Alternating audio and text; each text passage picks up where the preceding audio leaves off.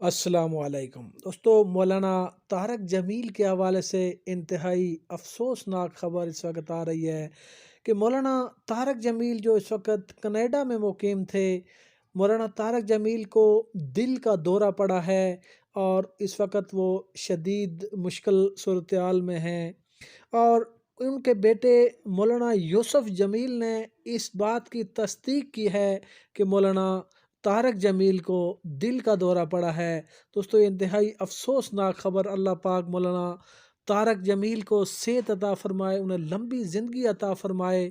ان کو کینیڈا میں دل کا دورہ پڑا ہے۔ مولانا طارق جمیل جو کہ کینیڈا میں تھے، تمام لوگوں سے اپیل ہے کہ مولانا طارق جمیل کے لیے خصوصی دعا کریں۔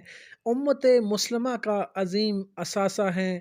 تمام امت مسلمہ مولانا طارق جمیل کی صحت یابی کے لیے دعا کریں کہ اللہ پاک انہیں صحت کاملہ عاجلہ عطا فرمائے۔